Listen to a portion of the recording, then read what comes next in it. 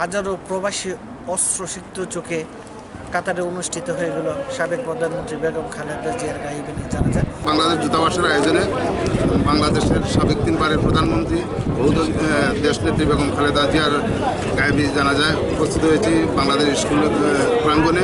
উনি এখন শুধু বিএনপির নেত্রী না, উনি এখন পুরো সমগ্র বাংলাদেশের আপামর জনসাধারণের নেত্রী। কত জনপ্রিয়তা ছিল আজকে আপনারা সবাই উপলব্ধি করতে পারছেন। আশা করি আমাদের এই দুঃখ কাটিয়ে আগামী নেতৃত্ব জনাব তারেক রহমানের নেতৃত্বে আমরা দেশ খুব সুন্দরভাবে ইনশাআল্লাহ আমরা আগামীতে ক্ষমতায় আসতে পারবো।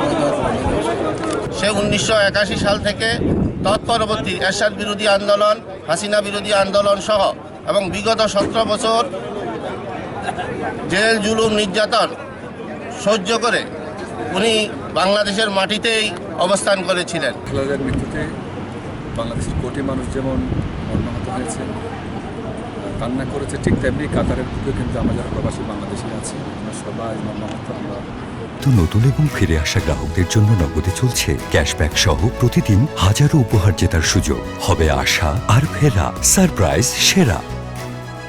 ওনার উপরে যে অন্যায় করা হয়েছে আমরা মনে করছিলাম হয়তো উনি অন্ততপক্ষে উনি এতটুকু আল্লাহ হায়াত দিবেন যে ওনার উপরে যে অন্যায় করা হয়েছে অন্যায়ের বিচারটা উনি দেখে যেতে পারেন। আমরা বারাক্রান্ত হৃদয়ে মহান আল্লাহ পাক রাব্বুল আলামিনের কাছে দেশনেত্রী আপুসের নেত্রী বেগম খালেদা জিয়ার রুহের মাগফিরাত কামনা করি। আমরা এখান থেকে দেশনেত্রীর আত্মার মাগফিরাত কামনা করছি।